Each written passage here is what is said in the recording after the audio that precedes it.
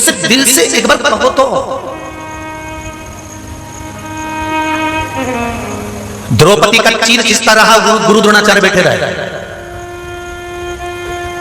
किसी को कैंसर है, किडनी, लीवर, कुछ भी तकलीफ दे रहा है, तुम्हारे घर में कर्जा हो गया, कुछ भी हो गया, गुरु द्रोणाचार्य बैठे थे और द्रौपदी का चीर खिंचा रहा था। अच्छा गुरु भी तुम्हारे दुख को नहीं काट सकता। दुख काटेगा तो भगवान का भजन ही काटेगा, परमात्मा का नाम नहीं काटेगा, कोई नहीं काट सकता। बस विश्वास गुरु के शब्द पर रखना, वो काट। मत कहो किसी से आपका दुख है, कहीं जाना है आपको, यहां से निकलकर बाहर जाना है, तो दूसरे के पैरों से जाओगे कि अपने पैरों से जाओगे? बोलो जम के, अरे जम के बोलो जरा, अपने पैरों से।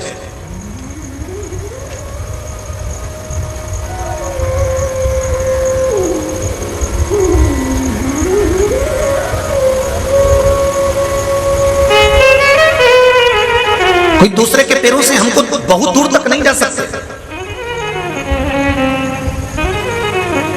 जब हमें अपने पैरों से ही मंजिल तक पहुंचना है, तो दूसरे के भरोसे पर जीना क्या? खुद के पैरों पर इतना भरोसा करो और खुद पर इतना बल, इतना गौरवान्वित महसूस होना चाहिए आप लोगों को कि आप कोई साधारण से नहीं हो।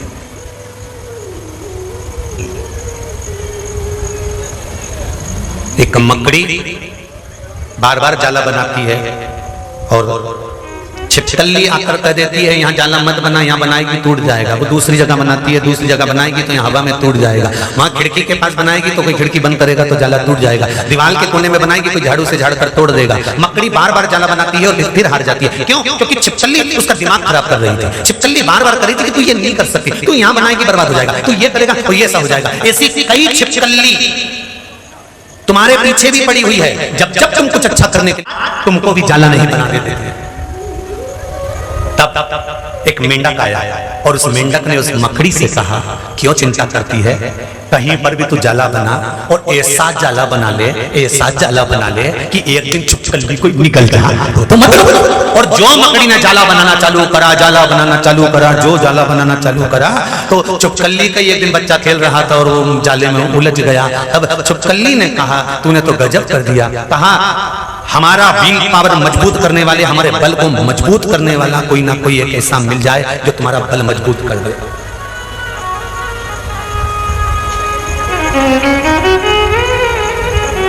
तुम्हारे बल को एक पत्र हो रहा है, देखिए बहुत सुंदर, जरा देखिए पत्र बहुत सुंदर है।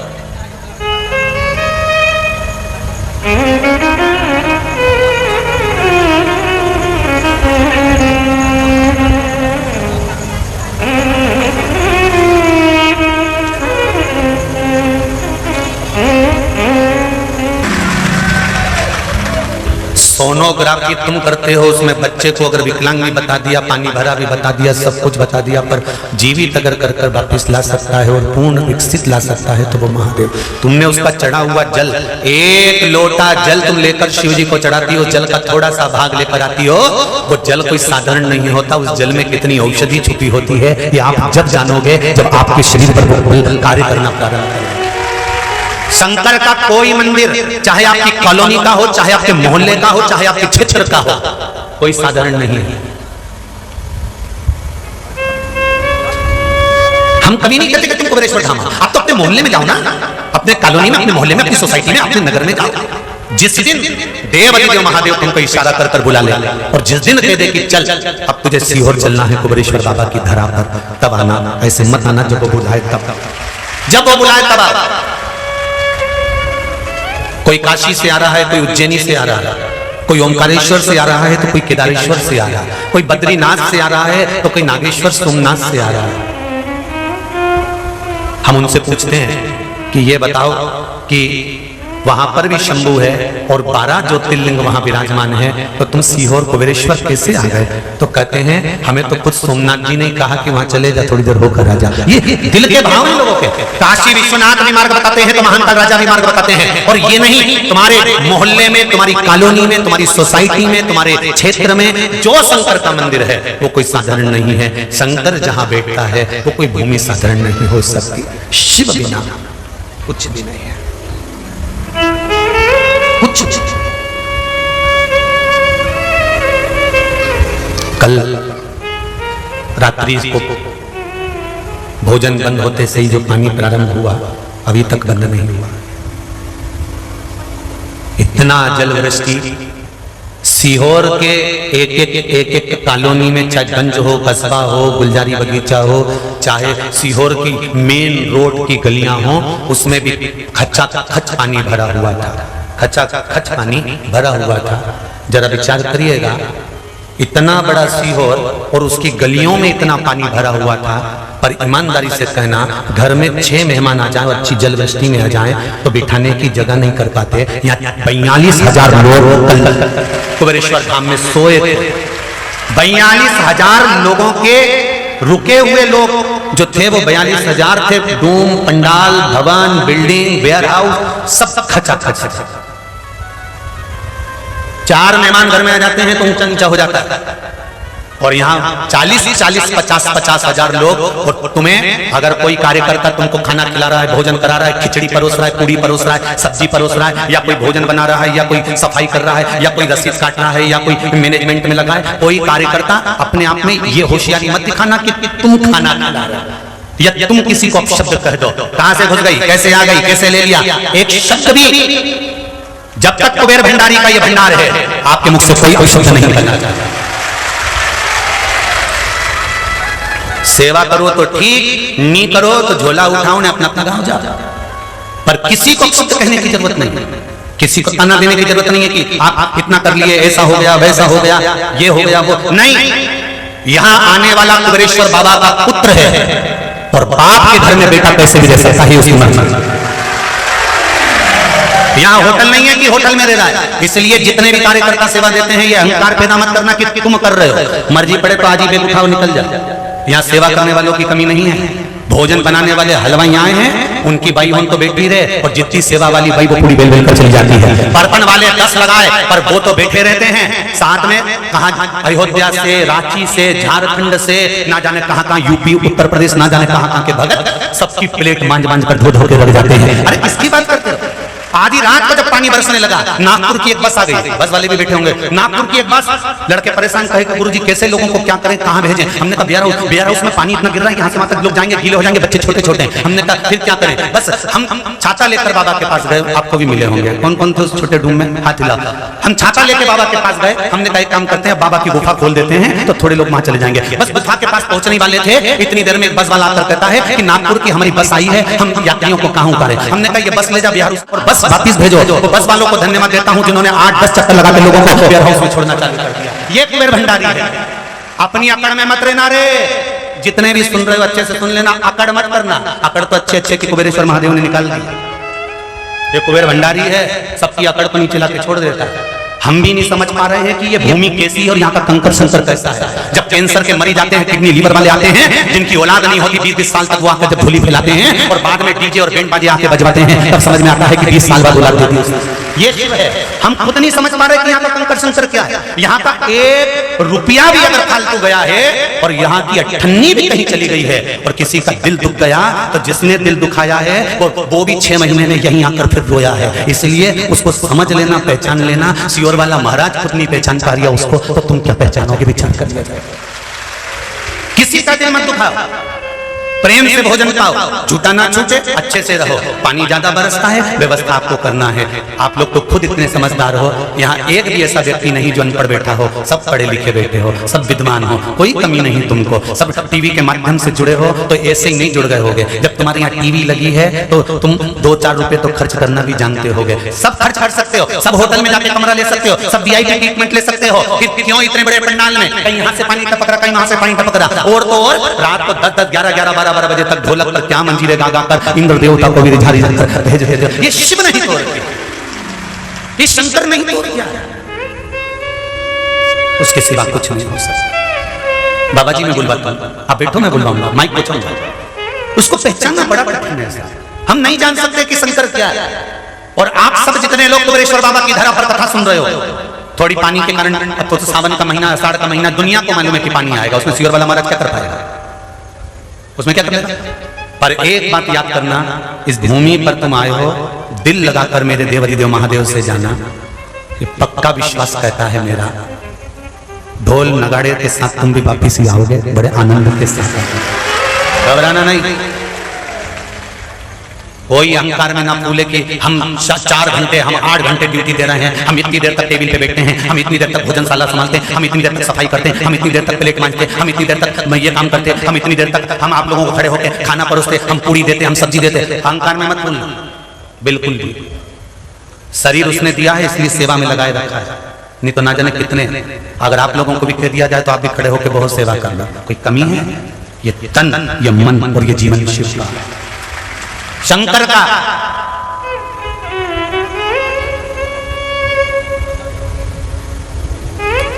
शिव की भूमि है, किसी दूसरे की नहीं है।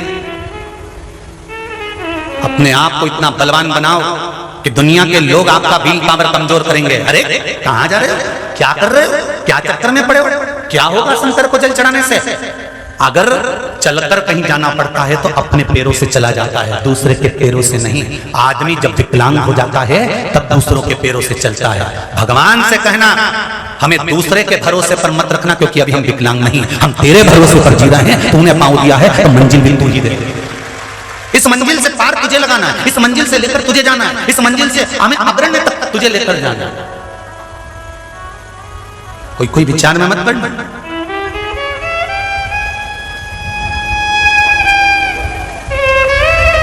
ये जितने बैठे हैं ना, मंजीरा, ढोलक, पेटी वाले, ये सारे बजाने वाले, ये कहते हैं कि हम अच्छा बजाते हैं तो लोग गाएं या गुरु जी की जब तो कथा का आनंद आए। तो एक आध दिन अगर इनके मन में भी अहंकार आए तो ये भी ढोलक पेटी अंदर ले जाए।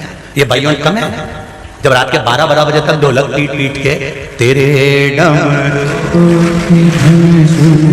रात को 12 बजे तक ढोलक पीट के गा रही हैं। और क्या मस्ती में, क्या मस्ती में, इनकी मस्ती देखते ही बनती है। क्या मस्ती में गाती हैं साहब, इनके भजन जरा देखो तो सही।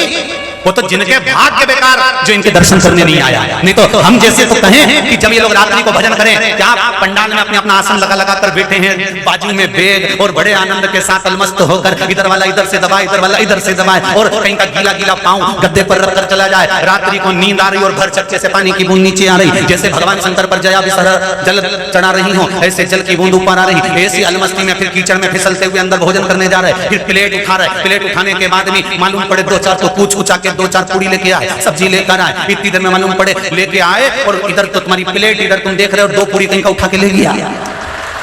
तो ये अलमस्ती कहां से लाओगे जी, ये सुख कहां से लाओगे?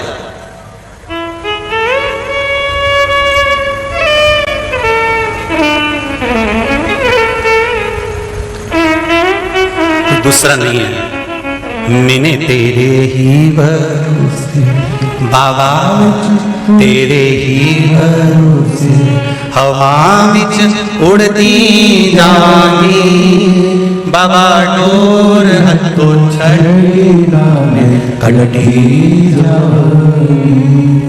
कोई इस अभिमान में मत जीना कि तुम कुछ कर रहे हो। पैर उसने दिए हैं चलने के लिए, तो पैरों में दम भी, जम के बोलो, उसी ने दी है। और पैरों में अगर बल उसने दिया है तो तुम्हारे जीवन को मंजिल तक पहुंचाने की भी वही जीविका वो पहुंचाए।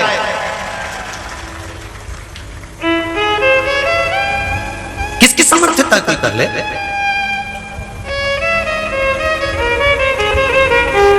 रोए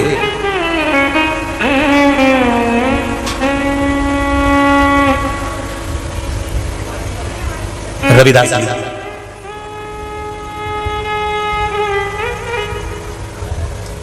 जो चर्मकार थे, चमड़े का जूता चप्पल बनाते थे,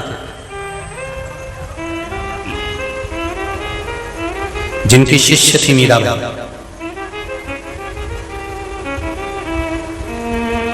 ये जाति का विभाजन तो आज हुआ है,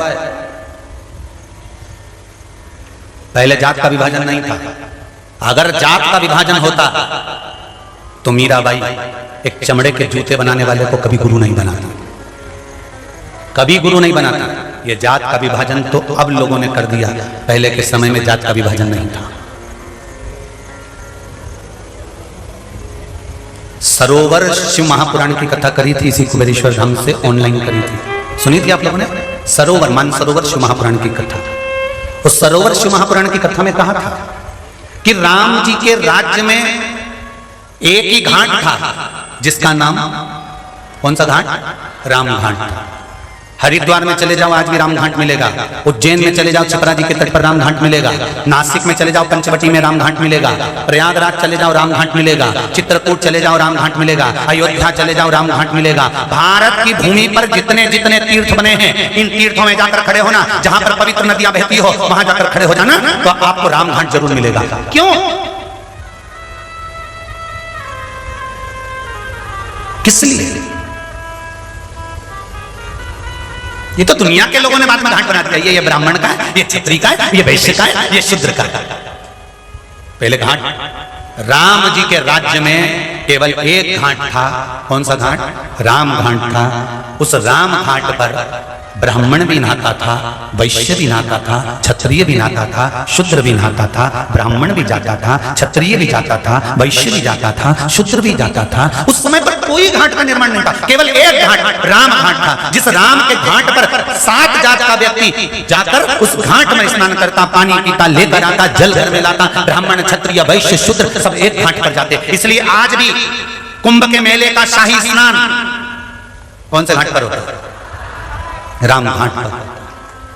कुंभ मेले का शाही स्नान राम घाट पर होता है। क्यों? क्योंकि इस घाट पर चाहे कोई ब्राह्मण हो, चाहे कोई क्षत्रिय हो, चाहे कोई वैश्य हो, चाहे कोई शूद्र हो, उसकी जाति से मतलब नहीं होता। केवल ये मनुष्य का जो शरीर है, ये शरीर है ना, बस इससे बढ़कर कुछ भी नहीं। सनातन धर्म में पैदा हो, इससे बढ़कर कोई आनंद नहीं। बस तुम सनातनी हो, ब्राह्मणवाद में, क्षत्रियवाद में, वैश्यवाद में, शूद्रवाद में हो। पहले तुम माता के गर्भ से भारत की भूमि पर, इस भारत की धरा पर मां के गर्भ से पैदा हुए हो, सनातन धर्म में पैदा हुए हो, इसलिए आप सनातनी हो। ब्राह्मण, क्षत्रिय, वैश्य और शूद्रवाद में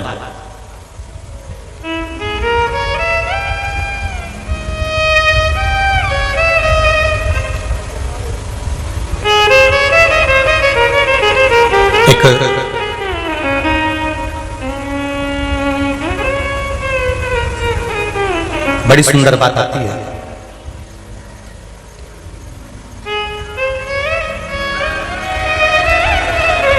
शिव महापुराण की कथा कहती है, रविदास जी का चरित्र कहता है, और रविदास जी का चरित्र वर्णन करता है कि रविदास जी एक बार मीराबाई को समझा रहे थे। मीरा,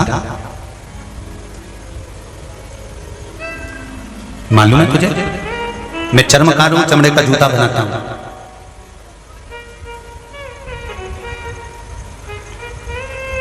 एक बात बहुत अच्छी है, कह दें आपको, परंतु कईयों को बुरी लग सकती है। लग जाए, लग जाए। रविदास जी चर्मकार थे, चमड़े का जूता बनाते थे। इनको कहते चर्मकार।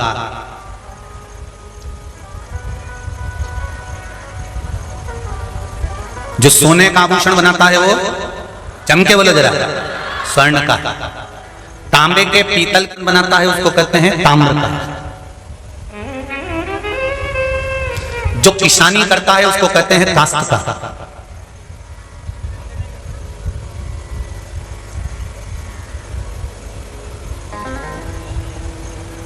स्वर्णकार क्यों कहा गया? क्योंकि ये सोने को पहचान जाता है, सोने की परख रखता है, सोने को अच्छे से जान जाता है। ताम्रकार इसलिए कहा गया क्योंकि ये बर्तनों का निर्माण करते हैं, जानते हैं कि तांबा है कि पीतल है, कौन सा बर्तन कितने अच्छे से मोड़ सकता है। काश्तकार भी जानता है। पहले के समय में जो जिस चीज में माहिर होता था उसको वही कह दिया जाता था। ये जितने भी है ना, जितने भी आप ढूंढेंगे कि ये हीरा पहचानने में माहिर है, ये सोना पहचानने में माहिर है, ये वेद पुराण में माहिर है, ये इसमें माहिर है, वो उसमें माहिर है, परंतु देखा जाए तो रविदास जी चमड़े को पहचानने में माहिर थे। वो अंदर से और बाहर से पहचान जाते थे कि व्यक्ति कैसा है। चर्मकार, चमड़े का जूता बनाने वाला भी पहचानता है कि चमड़े किस लेवल का है, चमड़ा कैसा है, इसलिए उनको चर्मकार कहा जाता है।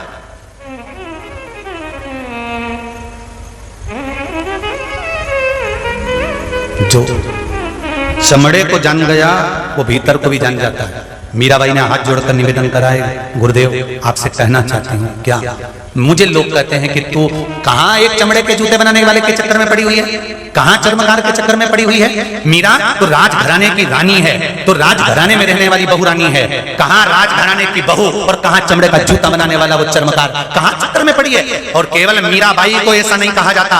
जब आप किसी सदगुरु की शरण में जाएंगे, कहीं किसी संत की शरण में जाएंगे, किसी अच्छे गुरु के पास आप पहुंचेंगे, कुबेरेश्वर धाम तक भी आप जाएंगे, उज्जैन तक भी आप जाएंगे, काशी तक भी आप जाएंगे, किसी परमात्मा की चौखट तक आप जाएंगे, तो जैसे कई लोग मीरा पर उंगली उठाते थे कि क्यों इसके चक्कर में पड़ी है चर्मकार के, ऐसे आपको भी मिलेंगे और कहकर जाएंगे कहां इनके चक्कर में पड़ी हो, क्यों आती हो, क्या करना, क्या मिल रहा है, क्या होगा, क्या प्राप्त होगा। ये होंगे बहुत जो आपको भटकाएंगे, भरमाएंगे।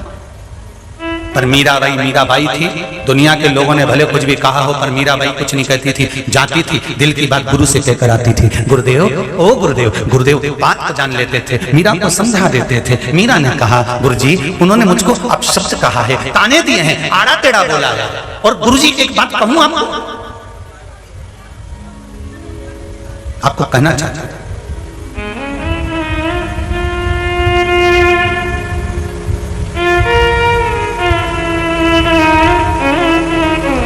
देखिए जरा, बहुत विचित्र गुरु और शिष्य की कथा चल रही है।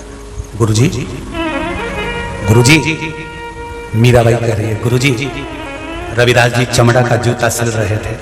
मीरा ने कहा, गुरुजी आज मेरा दिल बड़ा रो रहा है, आज मेरा दिल बड़ा रो रहा है। मीरा क्यों रो रहा है, किस लिए? अगर भजन करने वाला रोए तो ये तो गलत है ना मीरा, भजन करने वाले को तो खुश होना चाहिए। मीराबाई ने पूछा, वो क्यों? क्योंकि दुनिया जितनी तपाएगी ना मीरा, जितने अंगारों में तुम्हें तपाया जाएगा, उतनी उतनी तुम सोने जैसी निखरती जाओगी। तो फिर भजन करने वालों को तो दुखाना ही है। कहने वाले कहते रहेंगे, मीरा तू क्यों रो रही है वो तो बता। मीराबाई कहने लगी, मुझको गाली देते तो चल जाता, मुझको अपशब्द कहते तो चल जाता, मुझे आड़ा टेढ़ा बोलते तो चल जाता, पर आज मीरा कहती है, आपकी शिष्या ये मीराबाई इसलिए रोती है कि आपको नीच कह दिया गया है। ओहो मीरा, इतनी सी बात, आपको नीचा कह दिया गया, अपशब्द कह दिया गया है। रविदास जी ने एक पंक्ति लिख दी। रविदास जैसे कवि भी नहीं हुए, संत रविदास जैसे कोई कवित्व लिखने वाले नहीं हुए, इसलिए तो कबीरदास और रविदास एक ही गुरु के चेले थे, रामानंद के, केवल एक गुरु के चेले थे, इसलिए इन दोनों में अंतर नहीं। रविदास जी ने पद लिख दिया उसी समय पर, उठाई कलम और जूता छोड़ा नीचे, और रविदास जी ने कलम उठाकर एक पत्र पर लिख दिया। रविदास जी ने लिखा, रविदास जन्म के कारण होत ना कोई नीच। रविदास जी लिख रहे हैं, रविदास जन्म के कारण होत ना कोई नीच, नर को नीच कर डारी है ओछे कर्म की नीच। रविदास जी कहते हैं, जन्म से कोई नीच नहीं होता, अच्छे से अच्छे पद पर भी बैठकर अगर लोग गंदा काम कर जाए तो समझ लेना वो नीच है। अच्छे औहदे पर भी बैठने के बाद अगर बेकार कर्म कर जा रहे हो, अच्छे औहदे पर बैठने के बाद, विद्वान से विद्वान होने के बाद में, प्रखंड विद्वान होने के बाद में भी अगर दूसरे की बुराई में लगे हो, अच्छे से अच्छी तुम्हारी कलम से तुमको अच्छा लिखना था, उस कलम से तुमने किसी के लिए गलत लिख दिया, समझ लेना तुम अच्छे नहीं हो। तुम भले दिखने के डेंटिंग पेंटिंग पोतली है, दिखने के भले तुम अच्छे दिख रहे हो, खूब जोरदार दिख रहे हो, पर तुमने अगर तुम्हारे मुख से, तुम्हारे शब्दों से, तुम्हारी वाणी से, तुम्हारी लेखनी से, तुम्हारे बोलने से अगर कोई गलत तुमने कर दिया है तो कोई नीच नहीं होता। जिस अच्छे कपड़े पहनने के बाद भी अगर गलत काम कर जाओ तो रविदास जी बोलते हैं उससे बढ़कर कोई नीच नहीं होता। रविदास जी अपनी पंक्ति में लिख रहे हैं। तू क्यों चिंता करती है मीरा? कोई मुझे गाली दे रहा है ना, देने दे। कोई मुझे अपशब्द कह रहा, कहने दे। दुनिया के लोग कहते हैं ब्राह्मण अलग हो गया, क्षत्रिय अलग हो गया, वैश्य अलग हो गया, शूद्र अलग हो गया। मेरे राम जी कहते हैं एक घाट पर नहाते थे, वो राम घाट था। राम घाट पर ब्राह्मण भी नहाया है तो राम घाट पर क्षत्रिय भी नहाया है, राम घाट पर वैश्य भी नहाया है तो राम घाट पर शूद्र भी नहाया है। मीरा अगर कोई मुझे अपशब्द कह रहा है, नीचा बोल रहा है, अपशब्दों के बाण तन रहा है, तो मीरा तो दुखी मत होना। अगर गुरु को अगर गाली पड़ती है ना तो चिंता मत करना, पढ़ने दे। क्यों? हो सकता है गुरु ने कोई पाप कर दिया होगा तो उसके गाली देने से धूलता चले जाएगा। तो क्यों चिंता करती है मीरा? क्यों चिंता करती है? गुरुजी वो बाद में कहीं ना चल जाए, पर मेरे सामने मुझे गुरु की निंदा करे तो अच्छा नहीं लगता। अरे मीरा, परमात्मा की निंदा तो नहीं हुई ना, कर भजन मीरा। कोई नीच बोले, नीचा बोले, अपशब्द बोले, ताने दे, गाली दे, बोलने दो। आग लगे बस्ती में, जम के बोलो जरा, अपन रहो मस्ती में। क्या किसको रोइए चादर तान के, सोइए, कोई कितना भी अपशब्द बोले, ताने दे, गाली दे, कोसता रहे, 24 घंटे अपशब्द लिखता रहे, गालियां लिखता रहे, बुराइयां छांटता रहे, 24 घंटे बुराइयां छांटने दो, अपशब्द कहने दो, गालियां देने दो। गुरु के वचन एक होते हैं, उस वचन में गुरु कहता है तुम उस परमात्मा के चरण मत छोड़ना, उसकी शरणागति मत छोड़ना। जिस दिन उसके चरण पकड़ लोगे, तुम्हारी नैया पार करने की जवाबदारी उस देवदेव महादेव की हो जाएगी। उसके चरण मत छोड़ना, उसकी चौखट मत छोड़ना। लोग तुम्हें भरमाएंगे, भटकाएंगे। सनातन धर्म में जन्म लेने वाले व्यक्ति को ही भटकाया जाता है, भरमाया जाता है। मैं दंडवत करता हूं, साष्टांग करता हूं, विद्वान से विद्वान, प्रखंड विद्वान से भी विद्वान, जिसने रविदास जी का चरित्र नहीं पढ़ा और रविदास जी को नहीं जाना, समझ लो उसकी जिंदगी बेकार है। एक बार मीरा के गुरु को जानो तो सही कि वो मीरा का गुरु कैसा है। रविदास चर्मकार होकर हैं कैसे, संत रविदास जी का जीवन कैसा है जरा जानो तो। साधारण नहीं थे, कठोते में जिसमें चमड़ा धोते थे उसी में से गंगा प्रकट कर लेते थे, उसी में से गंगा को प्रकट करते थे। हम भ्रम में जी रहे हैं महाराज, ये हमारी भ्रमता। गाँव का लोग मने बावरी बता, संग दी सहेलियां सब उंगली उठावे, हंसी उड़ावे सारी सारी दुनिया, मीरा बनी रे। भेद नहीं, ब्राह्मण, क्षत्रिय, वैश्य, शूद्र, चारों वर्ण एक साथ हैं, एक जगह पर हैं, इनमें कभी भेद नहीं हुआ। वो तो दुनिया के लोग थोड़ा सा अपना पद का आनंद पाने के लिए ब्राह्मण, क्षत्रिय और वैश्य, शूद्र में भेद कर दिए, इनमें कभी भेद नहीं था।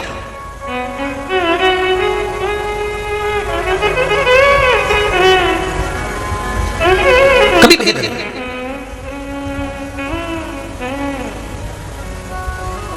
यहाँ कुबेरेश्वर धाम में आप आते हैं, पहले भी आए होंगे। यहाँ कभी किसी ने आपसे पूछा भोजन लेने से पहले कि तुम ब्राह्मणों की, क्षत्रियों की, वैश्यों की, शूद्र हो? पूछा किसी ने? आश्रम में प्रवेश करे तो कोई ने पूछा तुमसे कि ब्राह्मणों की, क्षत्रियों की, वैश्यों की, शूद्र हो? यहाँ रह रहे हो तो कौन पूछता है कि ब्राह्मणों की, क्षत्रियों की, वैश्यों की, शूद्र हो? यहाँ जो आया है कुबेरेश्वर बाबा तुम्हारा पिता है और तुम उसकी संतान हो। यहाँ बाप और बेटे का संबंध है, इसके सिवाय कोई संबंध नहीं। देता है जब सोचता नहीं है कि कितना देना है, किसको देना है और कैसे देना है, ये वो नहीं विचार करता। वो तो बस देखता है, आया है ना मेरे पास, कंकर शंकर की धरा पर आया है ना, कंकर शंकर को माना है ना, और उठाया और दे देता है। वो सोचता नहीं।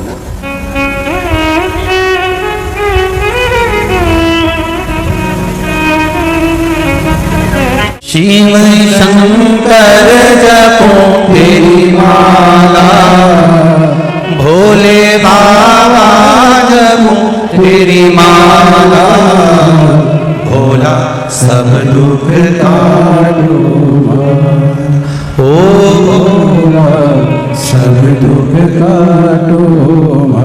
हे बाबा, जीवन में बहुत दुख है पर गुरु तू है तो मेरे दुख को भी तू काट देगा, ये निश्चित है।